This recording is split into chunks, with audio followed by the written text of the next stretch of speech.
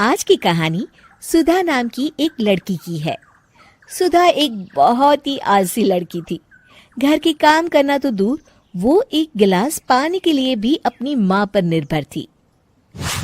अरे अब उठ भी जा नालायक, 10 बजे तक सोती रहती है।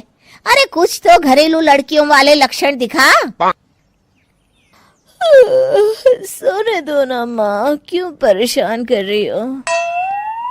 अरे भाग्यवान, क्यों मेरी बिटिया को तंग कर रही हो?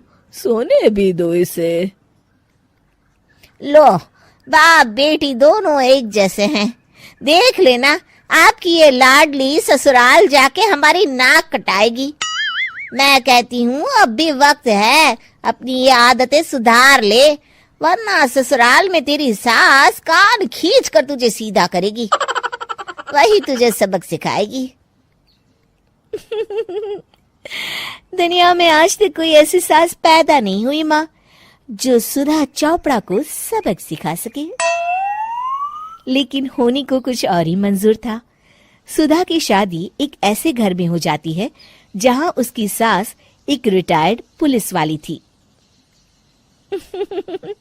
अब कहानी में मजा आएगा।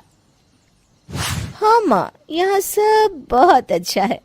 मेरे ससुराल के लोग भी ना बहुत मिलनसार हैं। ठीक है माँ, मुझे नींद आ रही है, फोन रखती हूँ माँ। ठीक सुबह 5 बजे। अरे जल्दी उठो भाग्यवान, वरना कयामत आ जाएगी। हैं? अरे क्या हुआ? कौन सी कयामत आ जाएगी? अरे मेरी माँ आ जाएगी। तुम नहीं जानती, इस घर में सिर्फ मेरी माँ का हुक्म चलता है। सबको सुबह 5 बजे बिस्तर छोड़कर हॉल में पहुंचना ही पड़ता है। अरे अब इंसान क्या अपनी नींद भी पूरी नहीं करेगा? यहाँ मजाक चल रहा है क्या? तभी वहां सुधा की सास आ जाती है। अटेंशन! मजाक तो तू समझ रही है बाबू, ये मेरा घर है और यहाँ हर किसी को डिसिप्लिन में रहना होगा। अटेंशन! अरे माँ जी, लेकिन इतनी सुबह कौन उठता है? कौन होता है मतलब? हम सभी उठते हैं, रोज उठते हैं, और अब से तुझे भी उठना पड़ेगा। आखिर मैं पुलिस वाली जो ठहरी। अटेंशन! अरे माँ जी, लेकिन अब तो आप रिटायर हो गई हो ना। तो क्या हुआ? शेर कितना भी बूढ़ा हो जाए, शिकार करना नहीं छोड़ता। उसी तरह हम पुलिस वाले रिटायर होने के बाद भी अपने अनुशासन में ही जीवन जीते हैं। चलो अब बेकार की बहस बंद करो और उठकर हॉल में चलो। अभी आधा घंटा तुम सबकी परेड चलेगी।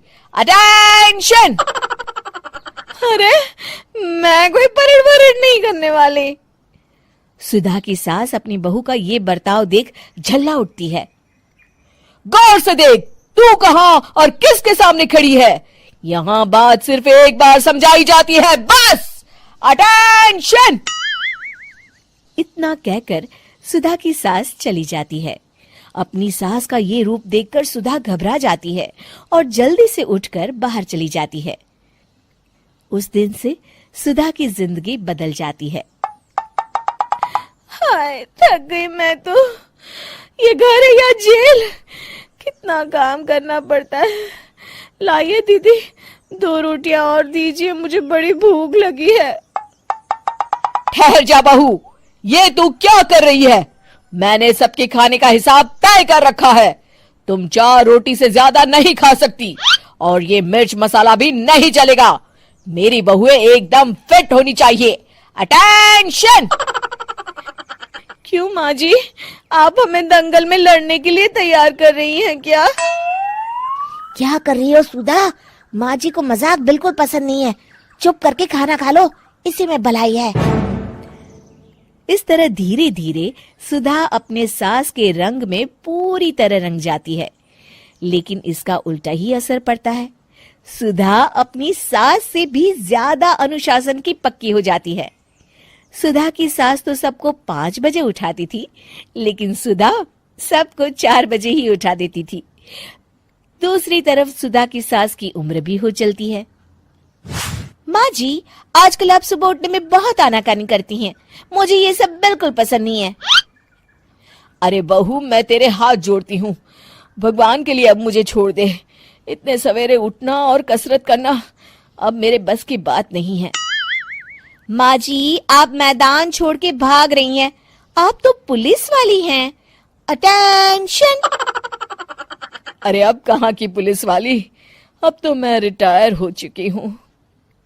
बस बहुत हो गया, अब तुम सब जैसे चाहे वैसे जिंदगी जियो और मुझे भी जीने दो। अपनी सास को गिड़गिड़ाते देख सुधा मन ही मन मुस्कुराती है।